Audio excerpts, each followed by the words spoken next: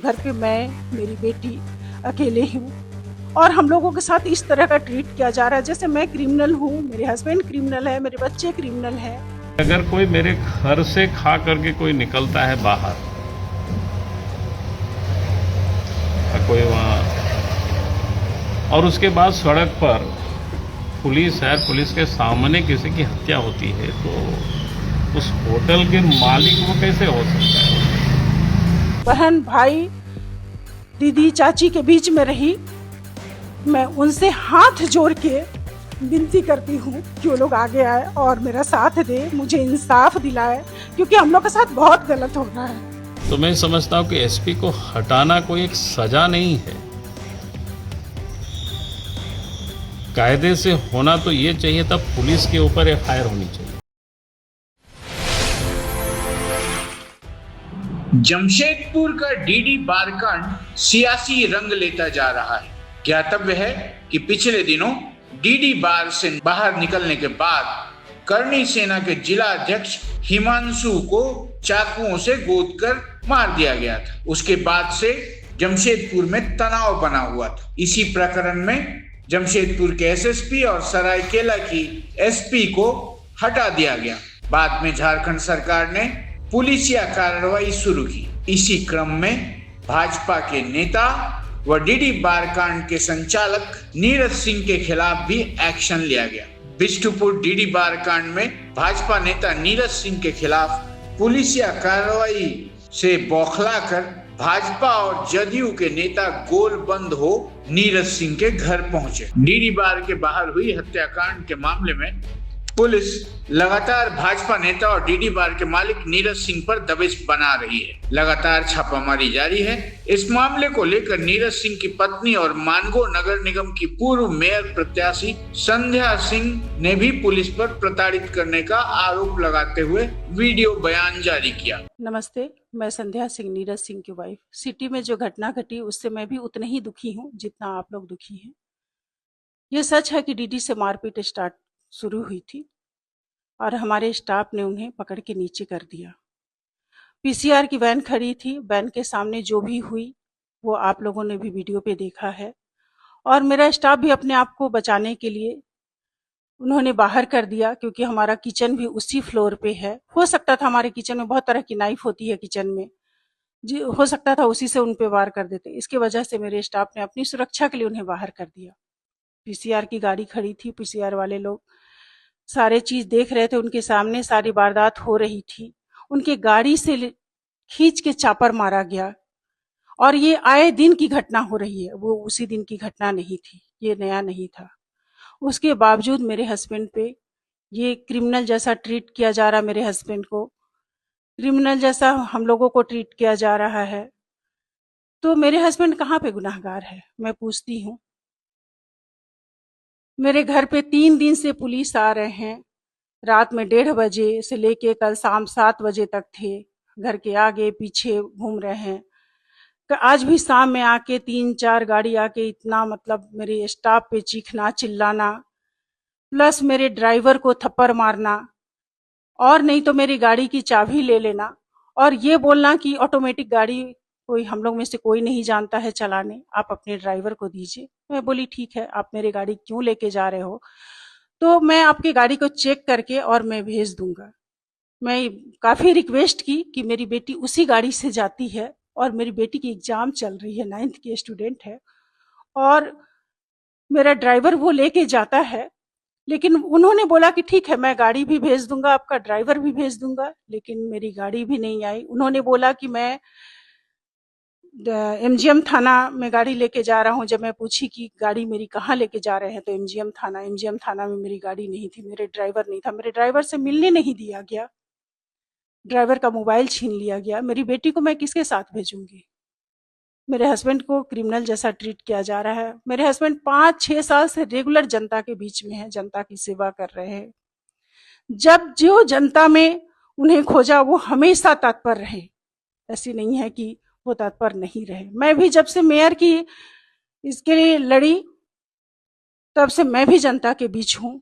मैं भी अपनी बहन, अपनी चाची, मेरी दीदी, मेरे भाई जो भी है सबके बीच रही और उनके एक आवाज पे मैं खड़ी रही। एक आवाज जहां से भी आती है, मैं या मेरे हस्बैंड खड़े रहते हैं। तो आज मेरे साथ इस तरह की ट्रीट क्यों हो रही है? घर पे मैं, मेरी बेटी अकेले हूँ और हम लोगों के साथ इस तरह का ट्रीट किया जा रहा है जैसे मैं क्रिमिनल हूँ, मेरे हस्बैंड क्रिमिनल है, मेरे बच्चे क्रिमिनल है। जो कि मेरे हस्बैंड का कोई आज तक कोई ऐसा ये नहीं है, रिकॉर्ड नहीं है।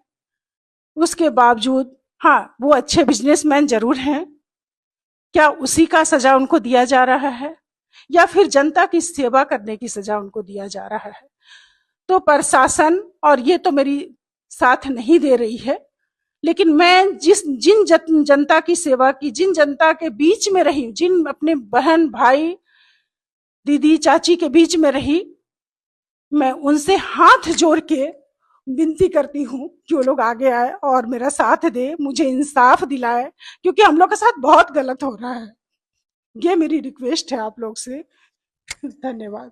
इस वीडियो के बाद भाजपा और जनता दल यूनाइटेड के नेता एकजुट हो नीरज सिंह के आवास पहुंचे। नीरज सिंह के पक्ष में भाजपा के नेता कुलवंत सिंह बंटी समेत कई लोग नीरज सिंह के आवास पर पहुंचे।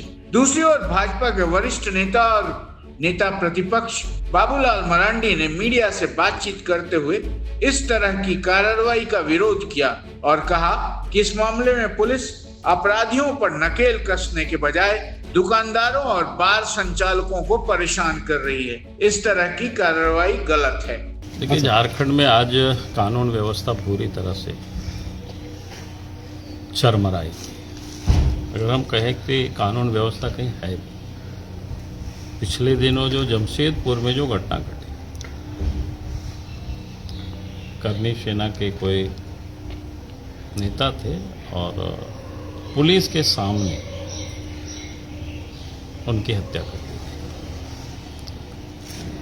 और इसके बाद जो कार्रवाई हुई तो मैं कह सकता हूं कि खाना पूर्ति से अधिक कुछ भी नहीं। उसके बाद जो सरकार ने क्या किया कि एसपी को वहां से हटा दिया।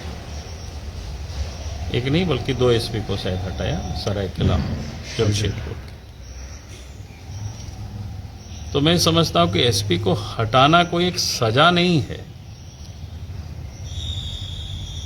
कायदे से होना तो ये चाहिए था, पुलिस के ऊपर एफआईआर होनी चाहिए थी।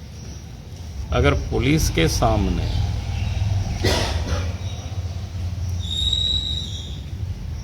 अगर किसी की भी हत्या होती है मौजूदगी में, तो फिर उसके लिए तो पूरी तरह से पुलिस जिम्मेवार। लेकिन अभी तक जो कल तक की मेरे पास जानकारी है कि पुलिस के ऊपर कोई किसी प्रकार के उन्होंने एफआईआर नहीं किया, कोई कार्रवाई करने की वो सोच भी नहीं रहे। उल्टे उन लोगों के ऊपर एफआईआर हुआ है जिनके होटल में खाना वाना खा करके शायद लोग निकले थे, उन लोगों के ऊपर पुलिस ने एफआईआर की। भाई, अगर कोई मेरे घर से खा करके कोई निकलता है बाहर, कोई वहाँ, और उसके बाद सड़क पर पुलिस है, पुलिस के सामने किसी की हत्या होती है, तो उस होटल के मालिक को कैसे हो सकता है? तो आज अगर ये कानून व्यवस्था बिगड़ी है, उसके लिए मैं समझता हूं कि जो मेरे पास जो जानकारियां मिल रही है उसके लिए कोई नहीं, सिर्फ और सिर्फ राज्य के मुख्यमंत्री श्री हेमंत सोरेन जी उसके लिए जिम्मेवार है। और आजकल तो आए दिन ये चर्चा जानकारी मिल रही है, हेमंत सोरेन की सुरक्षा में कोई एएसआई है अजय सिंह करके, वही डीजी का भी काम कर रहे हैं, एसपी का भी काम कर रहे हैं, वसूली का भी काम कर रहे हैं। जो मेरे पास जानकारी, चाहे डीजी हो, चाहे किसी भी विभाग के, चाहे एसपी गण हो, सब उनके सामने लोग लाचार और बेबस हो। यहां तक कि थाना में कौन इन दरोगा को पदस्थापित किया जाए, ये भी उनके यहां से फरमान जाता है। किसी भी अफसरों का कोई हिम्मत नहीं होता है कि उसका कोई विरोध कर सके। तो जहां इस प्रकार से शासन चलता हो, प्रशासन चलता हो, एक एएसआई अगर सबसे भारी दिखता हो तो आप स्वाभाविक है समझ सकते हो कि कानून व्यवस्था की क्या हाल है। तो आज राज्य की यही स्थिति। वहीं झामुमो ने भारतीय जनता पार्टी के नेताओं पर आरोप लगाया है कि जमशेदपुर हत्याकांड में दोषियों को बचाने के लिए भाजपा के नेता पैरवी कर रहे हैं। देखना दिलचस्प होगा कि जमशेदपुर का डीडी बार हत्याकांड क्या सियासी रंग लेता है।